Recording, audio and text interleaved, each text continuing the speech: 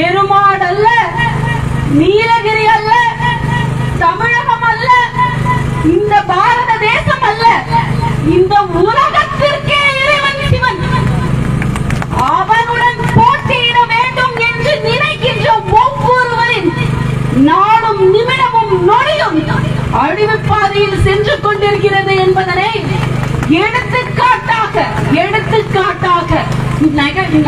நிகழ்கின்ற ஒரு நிகழ்வுதான் இன்று எருமாடு கோவிலில் நடக்கின்ற இந்த நிகழ்ச்சி.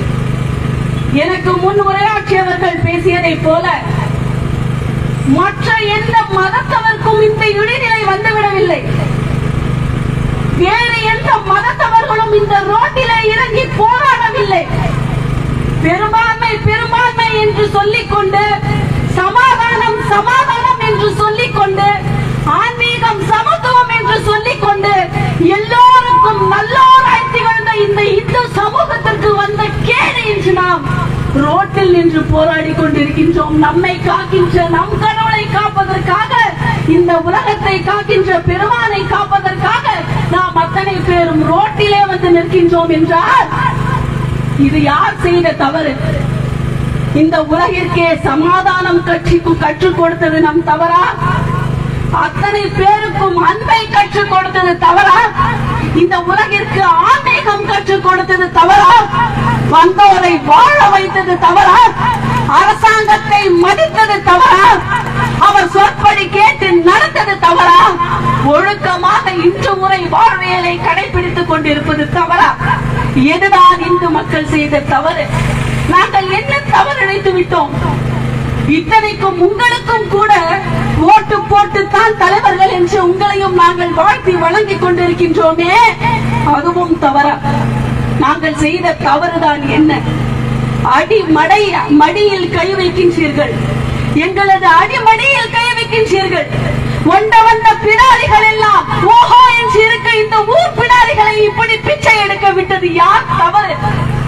நான் சொல்லிக் கொண்டிருப்பது அறநிலையத்துறை. அவர் கேட்டது போல வேறு எந்த சமூகத்திற்கும் வேறு எந்த மதத்திற்கும் இந்த இடைநிலை வரவில்லை. பெரும்பான்மை சமூகமாக சொல்லுகின்ற இந்து சமூகத்திற்கு தான் இந்த இடைநிலை வந்திருக்கின்றது. என்னதான் செய்ய வேண்டும்? சாது மிரண்டால் காடு கொள்ளாது, சாது மிரண்டால் காடு கொள்ளாது. இதே இந்த சமயத்தில் நீங்கள் சாதுக்களையும் பார்த்திருப்பீர்கள், சத்ரபதி சிவாஜி போன்ற வீரர்களையும் பார்த்திருக்கின்றீர்கள்.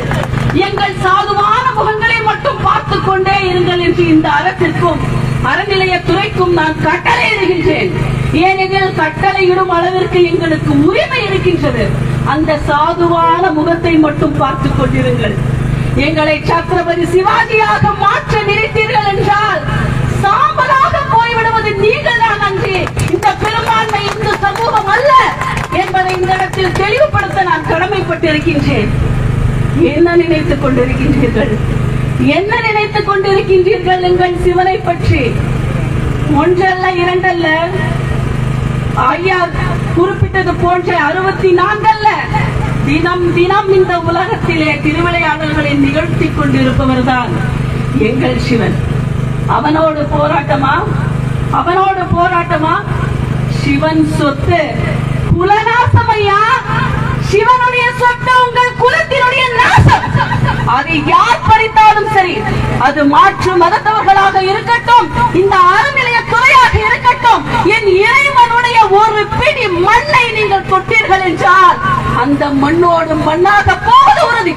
இதில் என்ன ஒரு வேறுபாடும் கிடையாது. நான் கூறுகிறேன், படுக சமுதாய பெண்ணாக அல்ல, இதோ வாக்களித்த உரிமை உள்ள ஒரு குடிமகளாக அல்ல, அதிதீவிர சிவபக்தையாக கூறுகின்றேன், அதிதீவிர சிவபக்தையாக கூறுகின்றேன்.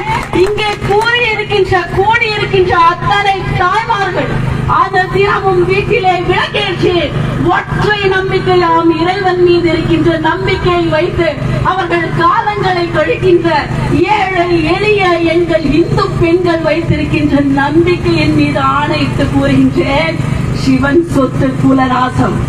அறநிலையத்துறையே விளையாடாது. உன் விளையாட்டு எத்தனை இழித்தனமானது, ஈனத்தனமானது, அருவருப்பானது, கேவலமானது என்பது அத்தனை பேருக்குமே தெரியும். மற்ற மதத்தவர்களினுடைய சொத்துக்களை தொடுவதற்கு வக்கற்றவர்களே, வழியில்லாதவர்களே, பிச்சைக்காரர்களே, நாங்கள் தேடி தேடி ஒவ்வொரு ஏழை இந்துவும் தான் சம்பாதித்த சொத்திலிருந்து 10 ரூபாய், 20 ரூபாய், 100 ரூபாய் என்று காணிக்கை அளிக்கின்றோம்.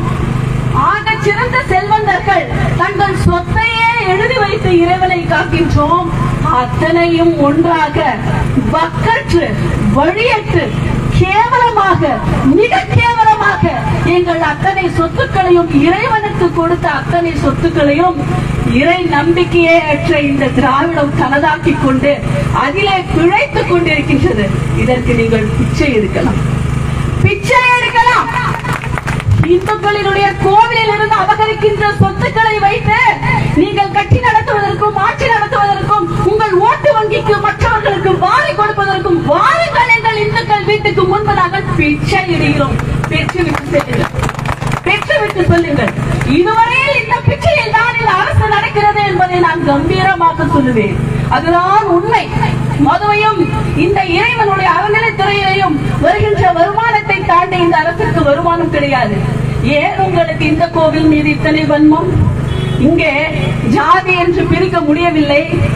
எல்லா மக்களும் ஒன்று கூடி இன்று மேடையில் இருப்பது போல, கீழே இருப்பது போல அத்தனை பேருமே ஒன்று கூடி இருக்கின்றார்கள். ஜாதி என்று சொல்லுவதற்கு இப்பொழுது உங்களுக்கு வழி இல்லை. நாங்கள் கீழ் ஜாதி, மேல் ஜாதி, எத்தனை நாள் இந்த நாடகத்தை நடத்தி நடத்தி நடத்தி ஒவ்வொருவரின் மனதை சுரண்டி சுரண்டி வந்தீர்கள். இப்பொழுது நீங்கள் ஜாதி என்று சொல்லுவதற்கு வழி இல்லை.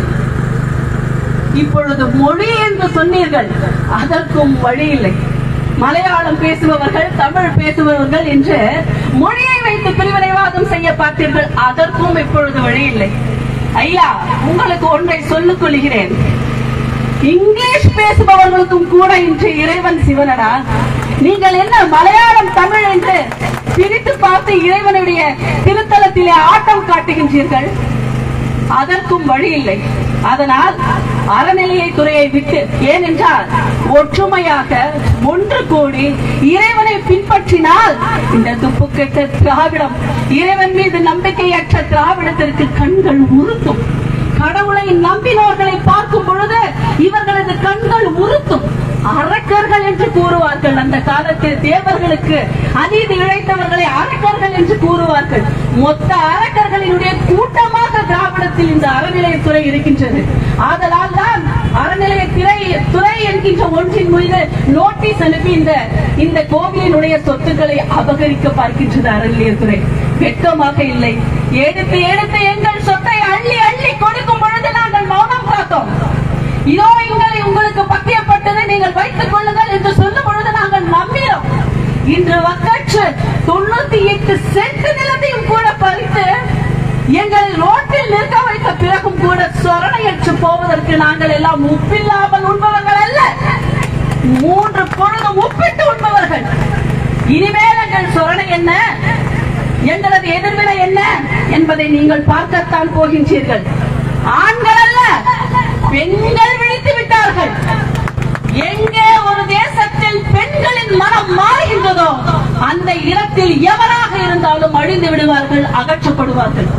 ஆகவே சிவ பக்தர்களினுடைய நெஞ்சை பாழ்படுத்தி சொன்ன வாக்குறுதிகளை குலைத்து ஒரு மதத்திற்கு மட்டும் வஞ்சகம் செய்து எங்களது மனங்களை புண்ணாக்கி எங்களது சமங்களின் மேல் நடக்க வேண்டும் என்று நீங்கள் எண்ணம் கொள்ளாதீர்கள். நிச்சயமாக புதைக்கப்படுவது இந்து மதமோ சிவனோ அல்ல என்பதனை நான் இங்கே உறுதியிட்டு கூறிக்கொள்கின்றேன். இந்த நல்லதொரு வேளையிலே இந்த அறநிலையத்துறையானது வெளியேறி காது வாய் என்று நவத்வாரங்களையும் மூடிக்கொண்டு வெளியேறி எங்களது கோவிலை எங்களுக்கு கொடுப்பதோடு அல்லாமல் எங்களுக்கு சொன்னதை போல எங்களுக்கு பத்தியப்பட்ட இடத்தையும் எங்களது பேரிலே சரி செய்து கொடுத்து ஒழுங்காக ஆட்சி நடத்தினீர்கள் என்றால் நல்லது. இல்லை என்றால் வினைக்கு எதிர்வினை உண்டு. அதை முன்னின்று துவக்கி வைப்பவர்கள் இந்த தாய்மார்கள். இதையும் சொல்லிக்கொண்டு இந்த வாய்ப்பளித்த பெரு உள்ளங்களுக்கும் நல்லுள்ளங்களுக்கும் என் அன்பு சகோதரர்களுக்கும் அத்தனை பேருக்கும் இந்த இந்திய தேசத்திலே, உலக தேசத்திலே வாழுகின்ற இறைவனை மட்டுமே போற்றி வாழுகின்ற என்னை போல அன்னையர்களின் அத்தனை நன்றிகளையும் தெரிவித்துக் கொண்டு விடைபெறுகிறேன். வணக்கம்.